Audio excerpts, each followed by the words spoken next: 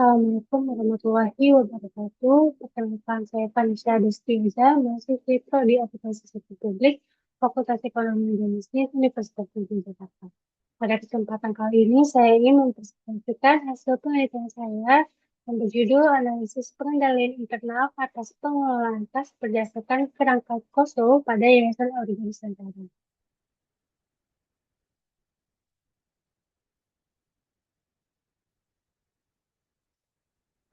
Terkadang materi penelitian ini yang pertama yaitu KAS merupakan aset tanpa limited yang digunakan dalam seluruh aktivitas operasional organisasi. Nah, pada organisasi laba, pengelolaan kas harus dilakukan secara akuntabel karena berkaitan dengan penggunaan dana donor dan tanggung jawab kepada pemangku kepentingan. Pengelolaan kas pada organisasi laba memiliki tingkat kompleksitas yang tinggi karena melibatkan berbagai sumber pendanaan dan ketentuan dana serta kebutuhan dokumentasi dan pelaporan yang berbeda. Nah, beberapa penelitian terdahulu kita bahwa terdapat beberapa kelemahan pengelolaan internal pada penerimaan dan pengeluaran kas sehingga pengeluaran internal menjadi kebutuhan bagi organisasi nirlaba. Yayasan Organisasi Nusantara juga merupakan salah satu organisasi yang memperoleh pendanaan dari berbagai donor dengan karakteristik proyek dan beragam kegiatan. Nah, untuk itu yayasan telah memiliki buku putih sebagai buku pedoman, namun keberadaan pedoman tersebut belum belum dapat menggambarkan bagaimana pengendalian internal diterapkan dalam praktik pengelolaan kas. Berdasarkan observasi awal, pengelolaan Yayasan Organisasi Nusantara ini melibatkan berbagai pihak, proses persetujuan dan sistem informasi.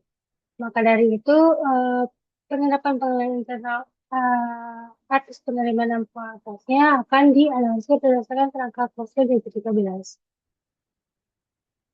Di sini pertanyaan penelitian yang pertama yaitu bagaimana penerapan pengelolaan internal atas penerimaan kas jika dianalisis berdasarkan kerangka KOSO. Untuk yang kedua yaitu penerapan pengelolaan internal atas pengeluaran kas di analisis menggunakan kerangka KOSO. Yang ketiga yaitu eh, upaya penguatan pengelolaan internal atas penerimaan dan pengeluaran kas berdasarkan hasil analisis KOSO 2013. Masuk kepada kajian pustaka dari yang itu tentu yang pertama itu adalah kas.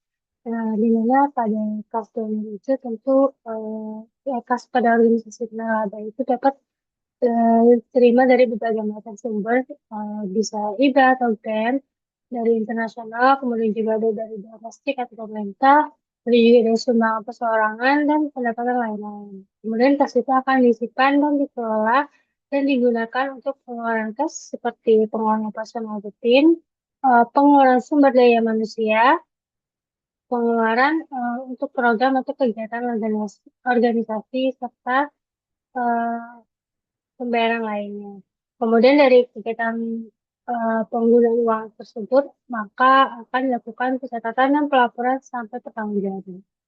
Nah, yang kedua yaitu penilaian internal dan konselor. Tujuan dari adanya penilaian internal ini untuk membantu efektivitas dan efisiensi operasional. Kemudian juga untuk dalam pelaporan keuangan, kepatuhan terhadap peraturan donor. Sedangkan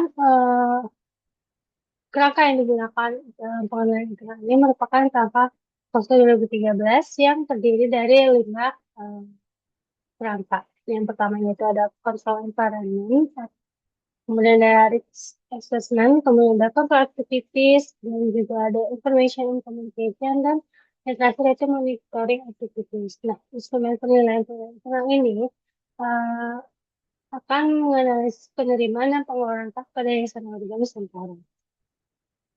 Berikut merupakan beberapa kajian pustaka yang digunakan eh, dalam penyusunan penelitian ini. Yang pertama yaitu ada dari Ramadanti dan Safida, di mana penelitiannya mengatakan sebagian besar komponen penilaian internal berdasarkan kerangka KOSO itu telah diterapkan dengan baik, sehingga mendukung efektivitas operasional dan akuntabilitas organisasi. Namun, penelitian berfokus pada pengendalian internal organisasi secara umum dan belum secara khusus mengevaluasi pengelolaan kas. Kemudian yang kedua yaitu Valencia dan Irianto. Nah, Hasil penelitiannya mengatakan implementasi pengenalan internal masih memerlukan perbaikan karena terdapat kelemahan pada struktur organisasi kebijakan tertulis media informasi publik dan belum diterapkannya audit internal. Kemudian yang ketiga itu ada dari Sabrina Dinaga, di mana pada penelitian ini dikatakan bahwa seluruh komponen CSR-nya telah diterapkan, tetapi masih juga ada celah pengendalian internal pada aspek monitoring, dokumentasi, pemisahan tugas, dan evaluasi berkala. Kemudian yang keempat yaitu ada New Zealand atau hasil penelitian ini mengatakan pengenalan internal, penerimaan dan pengelolaan kas telah diterapkan, tapi juga ditemukan kelemahan berupa perangkapan fungsi dan sistem pencatatan yang masih manual. Dan terakhir yaitu Rivalvo et al. Di mana pada penelitian ini dikatakan penilaian internal atas pengelolaan tas berdasarkan POSO menunjukkan bahwa lingkungan pengendalian, aktivitas pengendalian serta informasi dan komunikasi telah berjalan cukup baik. Namun, organisasi belum memiliki kode etik tertulis, dokumentasi identifikasi risiko yang memadai, serta audit internal yang terstruktur. Berikut ini merupakan kerangka berpikir yang digunakan dalam desain penelitian ini. Di mana pada penelitian ini menggunakan kerangka susul, 5 kerangka fosil yang dibagi lagi menjadi 17 prinsip. Nah, kemudian hasil analisis ini akan dibuatkan semacam rekomendasi perbaikan atau penguatan pada pengendalian internal pengelolaan kasnya. Yang mana pengendalian hasil analisis ini diharapkan dapat membantu peningkatan akuntabilitas penerimaan dan pengelolaan kas yang ada di yayasan organisasi. Selanjutnya yang masuk kepada bab 3 yaitu metode penelitian. Nah, desain penelitian ini menggunakan pendekatan kualitatif dengan desain indikator. Objeknya sendiri yaitu merupakan yayasan organisasi Nusantara dan fokusnya pada pengendalian internal atas pengelolaan kas di mana yang akan dianalisis itu merupakan penerimaan tas dan pengeluaran tas. Nah, pada tahapan analisisnya dilakukan dari 6 tahap. Yang pertama yaitu pengumpulan data melalui wawancara, observasi, dan dokumentasi. Kemudian mengkodekan berdasarkan kebutuhan sosial, kemudian pengelompokan data sesuai komponen, kemudian analisis deskriptif, kemudian validasi triangulasi, serta penyusunan usulan penguatan. Nah, sumber datanya ini seperti yang bilang tadi ada dari data primernya itu melalui wawancara, sedangkan data sekundernya itu merupakan dari dokumen-dokumen yang ada di Yayasan Organisasi Nusantara.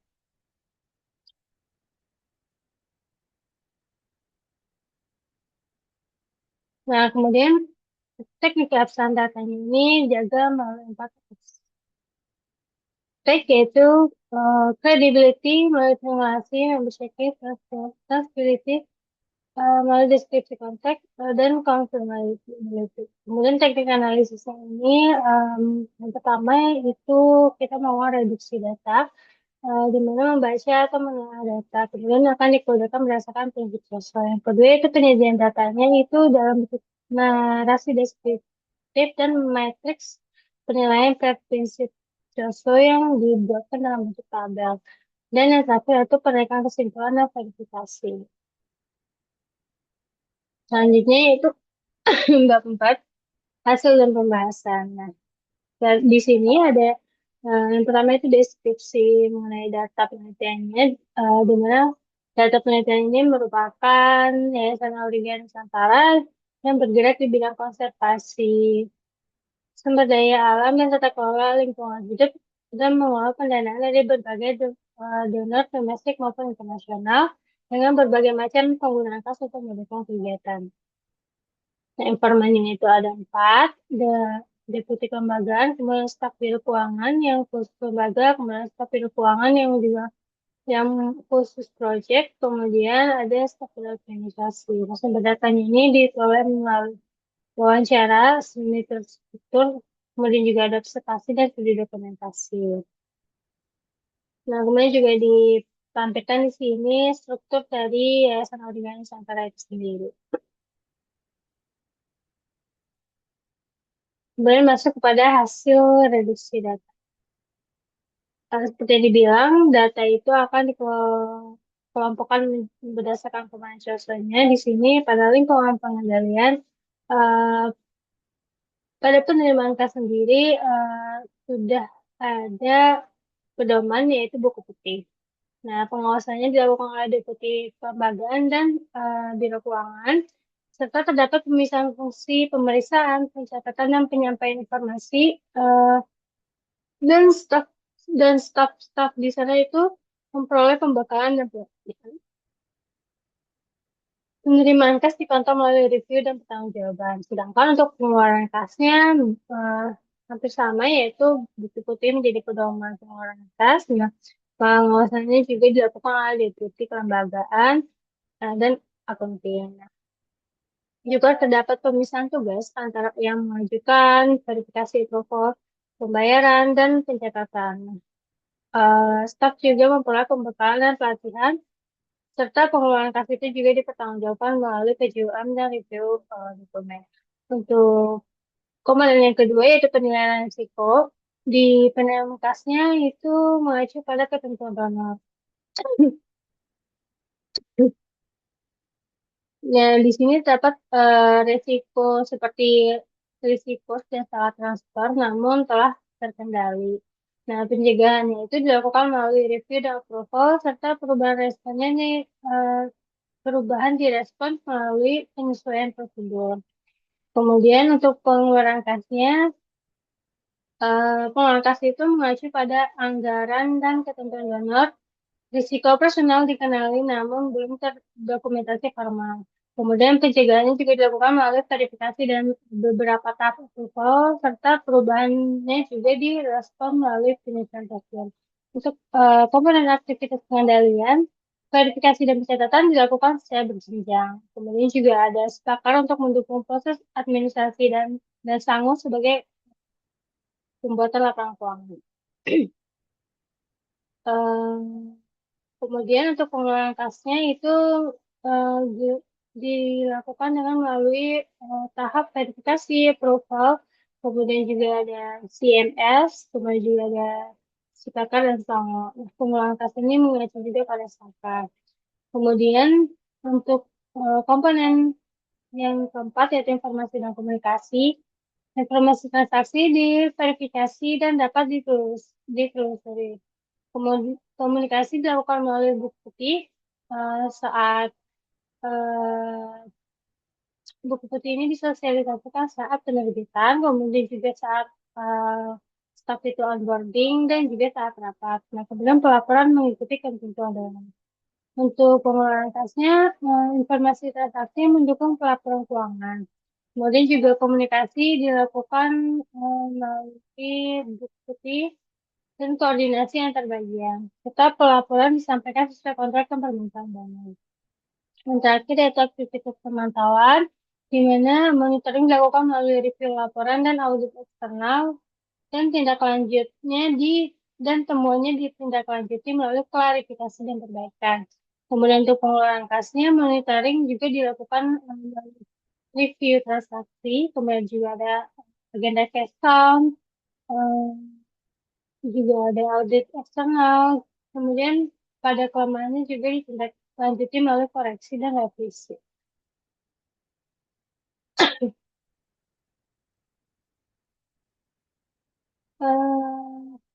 Berikut ini merupakan hasil analisis penerapan pengelolaan internal pada aspek penerimaan kas. Yang pertama diidentifikasi pada prinsip komponen COS yang pertama yaitu lingkungan pengendalian. Pengembangan telah didukung oleh pedoman tulis, pemisahan fungsi, kompetensi SDM, dan mekanisme akuntabilitas sehingga mencerminkan lingkungan pengendalian yang memadai. Namun, terdapat kekosongan pada posisi Kepala Biro Keuangan yang menyebabkan fungsi pengawasan belum berjalan secara optimal sesuai prinsip proses. Nah, kemudian pada prinsip kedua yaitu komponen yang kedua yaitu penilaian risiko. Risiko personal telah dikenali berdasarkan pengalaman organisasi tetapi belum didokumentasikan dan penilaian risiko kecurangan secara formal juga belum ada. Nah, kondisi ini menunjukkan bahwa penilaian risiko masih bersifat reaktif dan belum sepenuhnya memenuhi prinsip 7 dan 8 dari pokok. Yang ketiga itu ada rangkaian aktivitas pengendalian. Terdapat verifikasi berjenjang dan penggunaan siklopar sebagai sistem informasi keuangannya. Kemudian juga ada prosedur dalam Saka di buku putih yang menunjukkan bahwa aktivitas pengenalan telah ditetapkan secara memadai untuk menjaga keandalan proses penerimaan kas. Kemudian pada rangkaian keempat yaitu informasi dan komunikasi. Di sini informasi transaksinya sudah terdokumentasi dan dapat ditelusuri kembali. Nah, sedangkan komunikasi internal ini eh, maupun internal maupun kepada donor atau audit itu telah mendukung penyampaian informasi yang relevan dan tepat waktu. Kemudian pada rangkaian terakhir yaitu aktivitas pemantauan, monitoringnya telah dilakukan melalui review laporan dan audit eksternal. Namun, belum terdapat evaluasi khusus terhadap efektivitas pengendalian internal sehingga proses pemantauan masih perlu diperkuat. Nah, kemudian ini adalah analisis penerapan pengelolaan internal pada pengeluaran kas. Mulai dari kerangka yang pertama, yaitu pengelolaan kasnya telah didukung oleh pedoman tertulis, pembagian tugas yang jelas kepada SDM, mekanisme tanggung jawab hukum, dan mencerminkan pengendalian yang memadai. Namun, kekosongan kepala biro keuangan juga menyebabkan fungsi pengawasan review belum berjalan secara optimal. Pada penilaian risiko, di sini juga disebutkan bahwa risiko operasional dalam pengeluaran kas telah dikenali, namun belum didukung oleh dokumentasi yang eh, secara formal. Kemudian juga pada prinsip ketiga, itu pengatasnya juga menerapkan verifikasi, approval berjenjang, penggunaan CMS, kemudian ada aplikasi kakak dan aplikasi tamu. Nah, ini didukung juga dalam prosedur sepakat. Dari sini dapat terlihat bahwa aktivitas pengambilannya telah mendukung keandalan proses pengeluaran kas. Kemudian yang keempat yaitu informasi pengeluaran terdokumentasi dan digunakan sebagai dasar pelaporan keuangan serta pertanggungjawaban kepada donor. Nah, koordinasi antar bagian dan komunikasi dengan donor juga turut mendukung penyampaian informasi yang relevan. Yang terakhir yaitu aktivitas pemantauannya dilakukan melalui review transaksi, kemudian juga ada cash count dan audit eksternal. Namun belum terdapat evaluasi formal juga terhadap efektivitas pengelolaan internalnya sehingga proses pemantauan masih perlu diperkuat. Nah, dari hasil reduksi data, kemudian juga hasil pembahasannya dapat terlihat bahwa penerapan pengelolaan internal atas penerimaan dan pengeluaran kas di Auriga ini secara umum telah berjalan dengan baik. Namun masih terdapat beberapa aspek yang masih bisa ditingkatkan atau dikuatkan, khususnya pada komponen penilaian risiko dan aktivitas pemantauan. Nah, pengelolaan internalnya telah didukung oleh prosedur, pembagian tugas, serta pemanfaatan sistem informasi. Namun beberapa praktik masih belum didukung oleh dokumentasi yang formal dan mekanisme evaluasi yang berkelanjutan. Oleh karena itu, penelitian ini merumuskan 3 output sebagai usulan penguatan pengelolaan internal. Nah, dari temuan alur proses yang belum terdokumentasi secara visual, maka usulan yang direkomendasikan yaitu pembuatan cross-functional flowchart pada proses penerimaan dan pengeluaran kas. Kemudian untuk temuan belum terdapat dokumentasi risiko, diusulkan untuk adanya tabel identifikasi dan mitigasi risiko. Kemudian yang ketiga yaitu belum terdapat evaluasi pengambilan secara berkala, maka dapat diusulkan internal cost evaluation form. Berikut ini merupakan output yang telah saya rekomendasikan dan saya kerjakan. Yang pertama yaitu ada cross functional flowchart dalam penerimaan kas dan pengeluaran kas. Kemudian ada tabel identifikasi dan mitigasi risiko ini untuk penerimaan kas. Kemudian yang ini untuk pengeluaran kasnya. Selanjutnya itu ada form evaluasi monitoring dan monitoring pengelolaan kas. Nah, sampai pada kesimpulan di sini berdasarkan hasil analisis dan pembahasan penilaian internal atas penerimaan pengelolaan kas Yayasan Audiga berdasarkan kata sosial itu kita dapat memperoleh beberapa kesimpulan. Yang pertama, penerapan pengelolaan internalnya secara umum telah memenuhi 5 komponen COSO 2013 melalui pedoman tertulis, pemisahan fungsi, prosedur verifikasi, pemanfaatan sistem informasi, serta mekanisme pertanggungjawaban yang mendukung akuntabilitas organisasi. Namun masih uh, memerlukan peningkatan di beberapa area.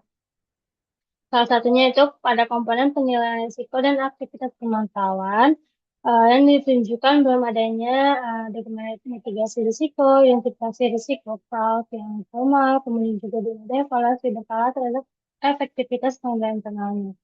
Yang ketiga itu kontribusi penelitian, di mana sebagai upaya penguatan ini, penelitian ini menghasilkan 3 instrumen yang telah dijelaskan sebelumnya.